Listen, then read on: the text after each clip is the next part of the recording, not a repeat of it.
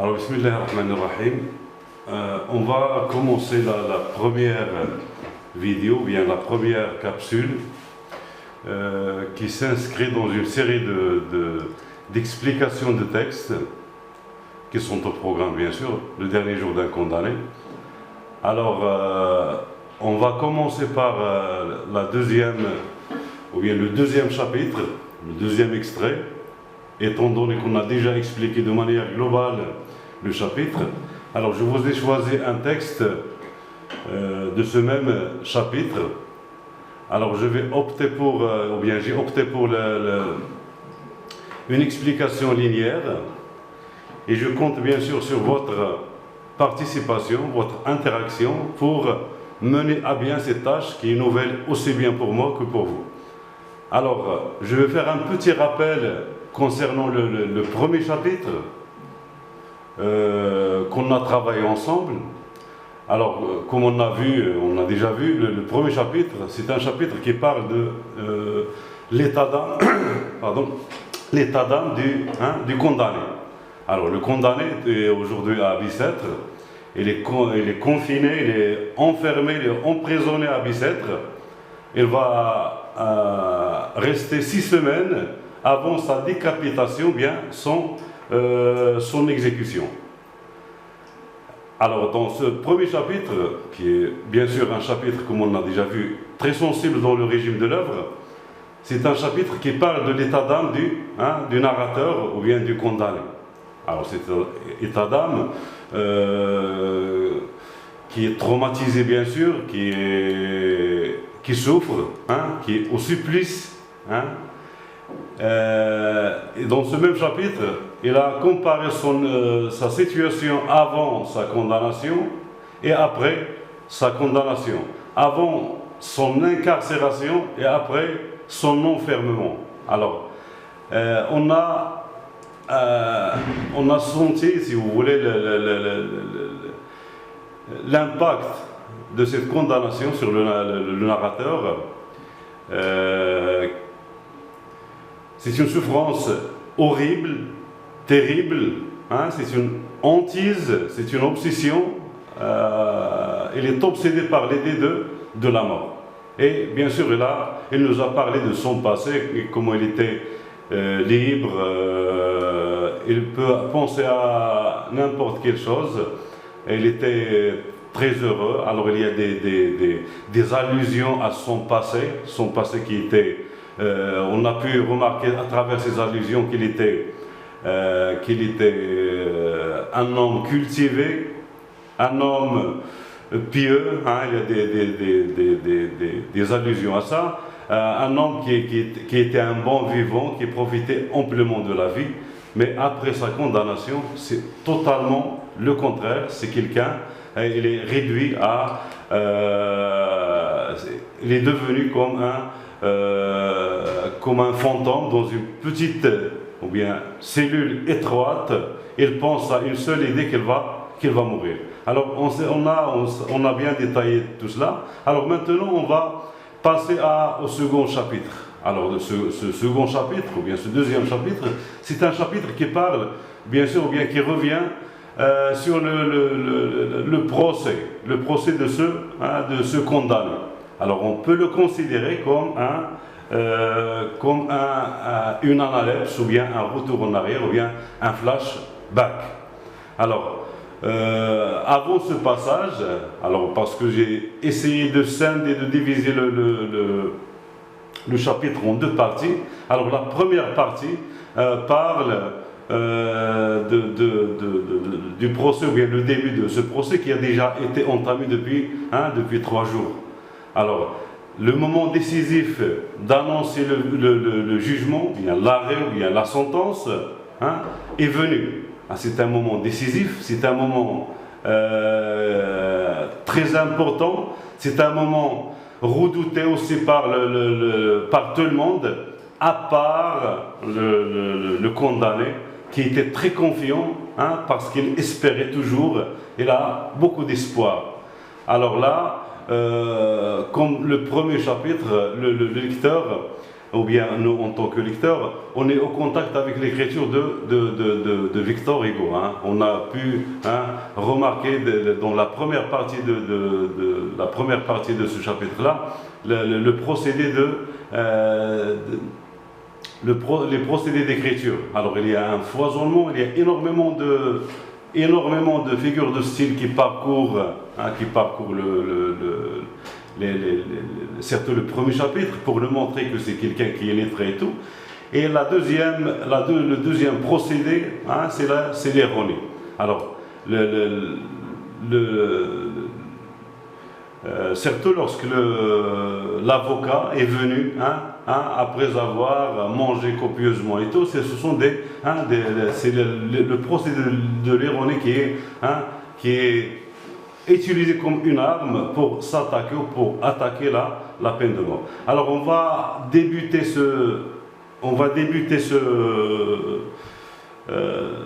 cette analyse. Alors je vais essayer de faire vite parce qu'on a déjà travaillé ensemble ce texte. Alors je vais opter pour l'analyse linéaire comme j'ai déjà dit.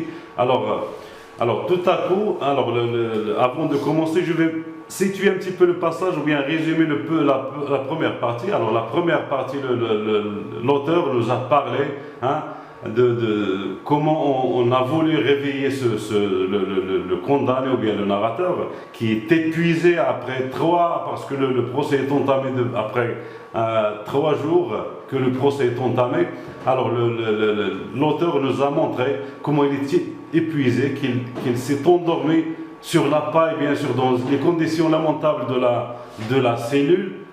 Il est épuisé, il ne dormait pas à cause de l'ennui et de la fatigue. Et comment le geôlier ou bien le guichetier qui doit le réveiller avait beaucoup de peine à le réveiller parce qu'il est tombé dans un sommeil léthargique, dans un sommeil très profond. Après, le narrateur est toujours dans cette logique ou bien cette visée ironique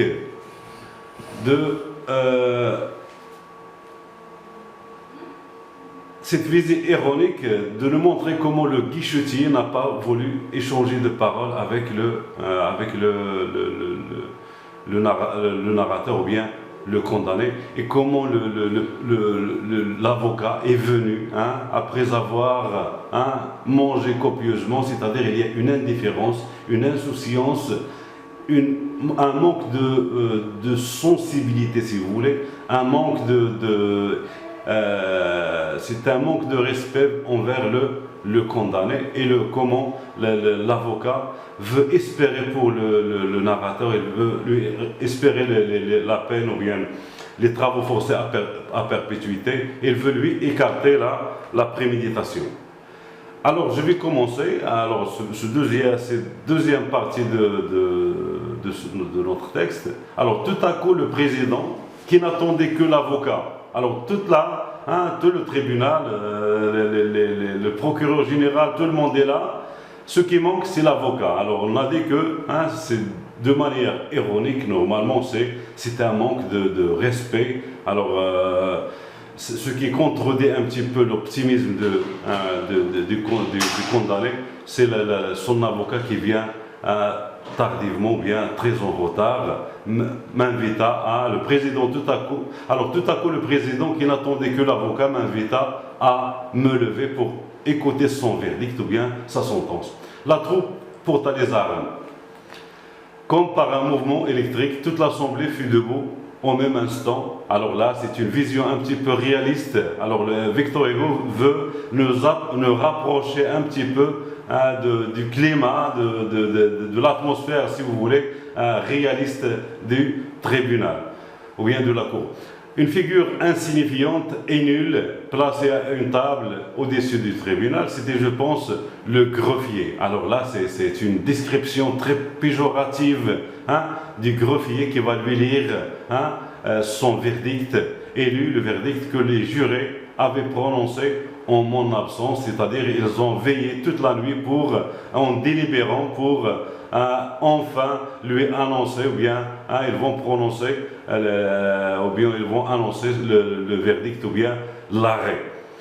Alors, une sueur froide sortie de tous mes membres, je m'appuyais au mur pour ne pas tomber. Alors là, comme on avait dit le premier chapitre, le narrateur, et par voie de conséquence, c'est bien sûr l'auteur, va axer son analyse, va essayer de le rapprocher surtout sur l'état d'âme du narrateur. Alors, une sueur froide sortie de tous mes membres.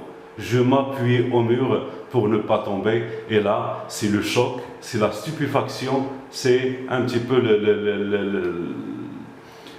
c'est un coup fatal, c'est-à-dire tout l'optimisme ressenti, la confiance ressentie par le narrateur va soudainement basculer lorsqu'il a entendu son verdict. Alors, pour donner aussi un petit peu de réalisme à ce passage-là, il y a, c'est le recours au discours direct. Avocat, avez-vous quelque chose à dire à l'application de la peine? Demanda le président. J'aurais eu, alors c'est le président qui a demandé cela à l'avocat. Alors j'aurais eu, moi, tout à dire, mais rien ne me vint.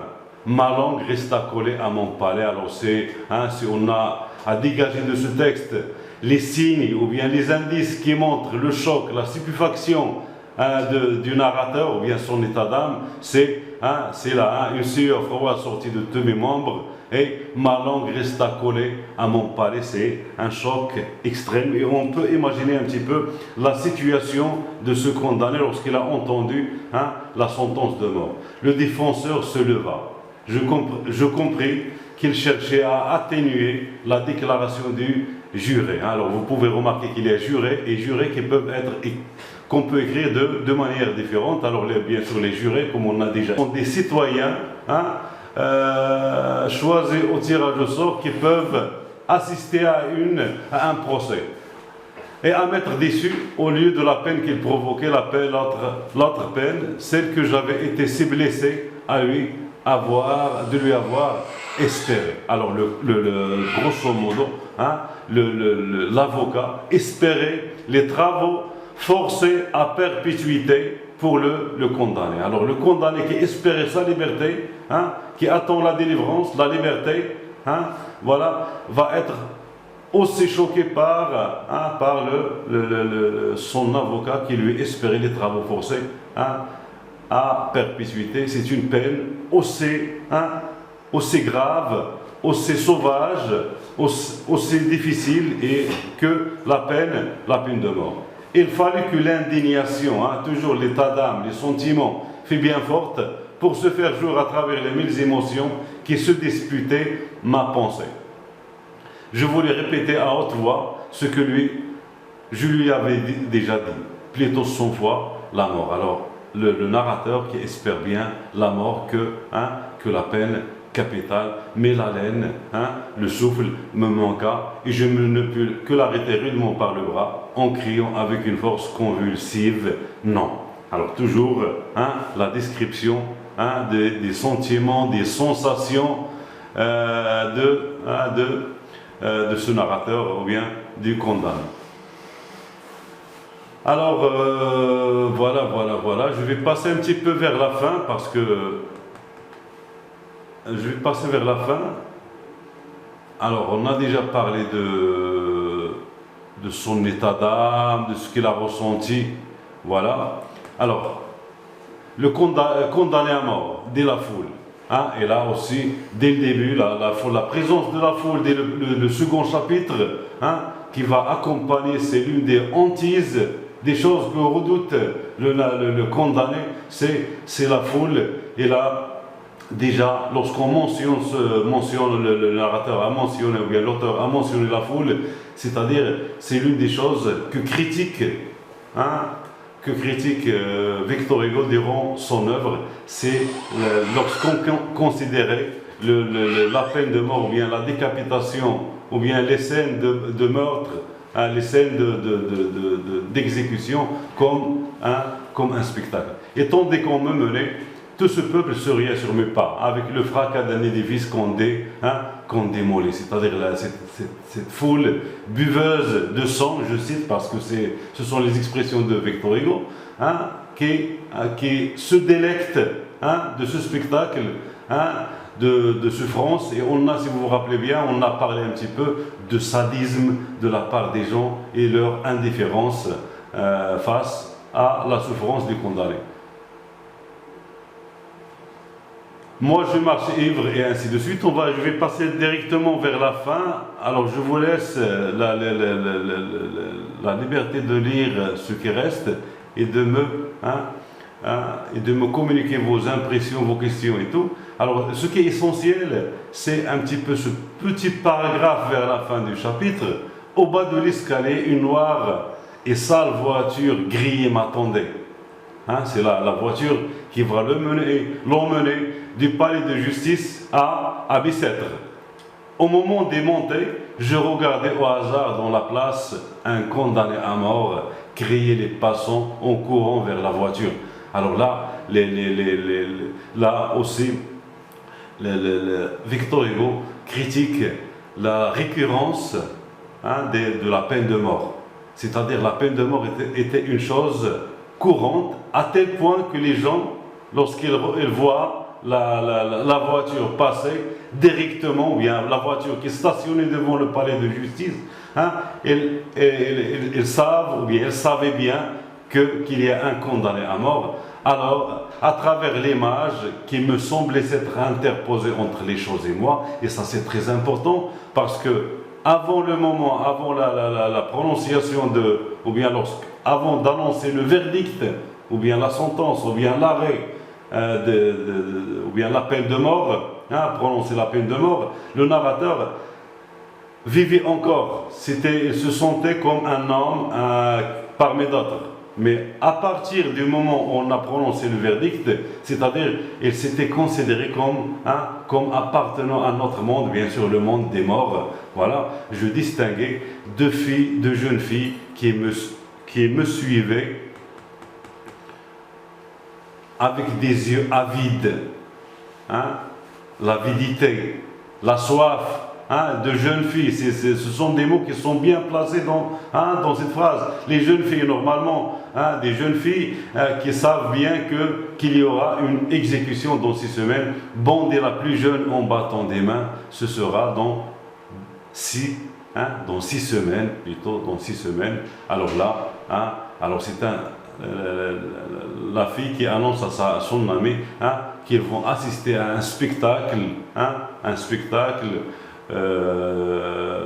on a l'impression qu'il ne s'agit pas d'un spectacle de sang et de mort, mais plutôt d'un spectacle dans un bal ou bien un autre spectacle. Alors, grosso modo, ce passage, ce deuxième chapitre, c'est un chapitre très condensé.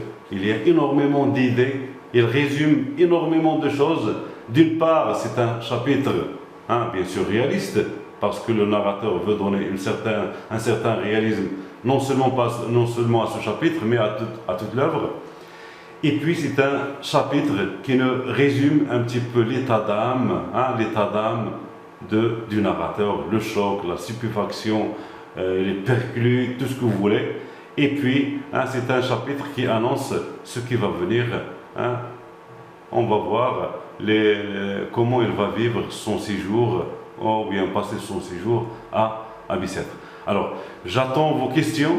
J'espère bien qu'il n'y a pas beaucoup de... J'ai essayé de résumer, d'être le plus très concis, même s'il y a beaucoup de choses qu'on n'a pas discutées. Alors, je compte sur vous pour me faire parvenir vos remarques sur cette première vidéo, s'il y a des remarques côté technique, et puis côté de ce fond, ou bien de fond, côté idée, côté question que vous n'avez pas compris.